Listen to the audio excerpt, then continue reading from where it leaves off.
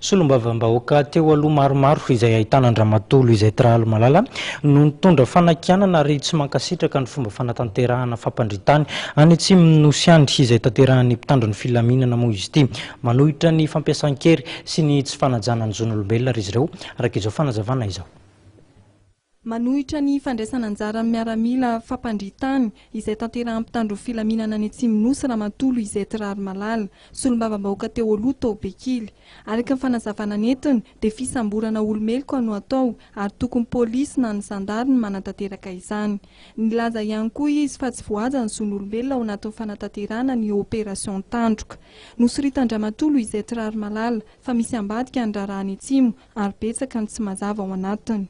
Misy ramatoa anankiray maty ny vadiny, maty ny zanany anankitelo, izy irery sisa. Zaza 8 taona ve aminareo dia dahalo izany. Zaza 12 taona ve dia dahalo izany. Ary ny zokony indrindra amin'ny zanany io dia 12 taona, dahalo ve izany. Manoloana izay zavatra izay na tonga hoe raha misy mpamony olona dia tsy misy ohatran'ity fitondram-panjakana izao. Io zavatra resaka dahalo sy ireo resaka omby ireo nge dia tsotra fotsiny.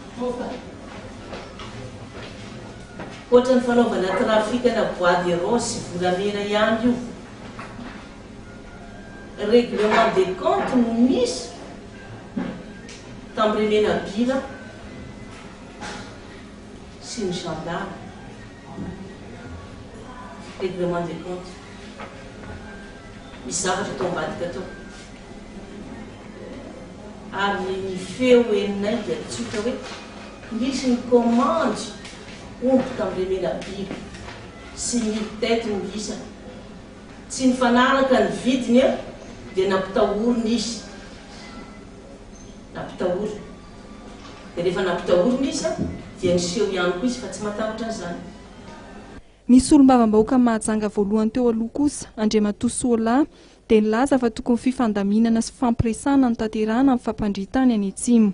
Dia tokony ho fotorana napotony ny antony mahatonga an'io sombomba misy zavatra vahaolana hafa, ohatra anamitany andalam-pandrosoana rehetra, ohatra maka exemple atsika ny Congo Brazzaville.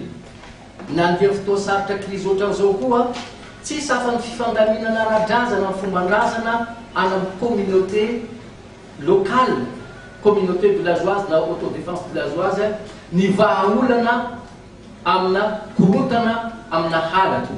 Notsim-pihan'ireto parlementaire teo aloha ireto fa betsaka ny fitiavan-tena diso tafahoatra ary lasa toa gabraraka ny harem-pirenena. Mitaky ny sy ny mangarara amin'ny zava-mitranga ny Atsimo Nosy ireto parlementaire teo aloha ireto.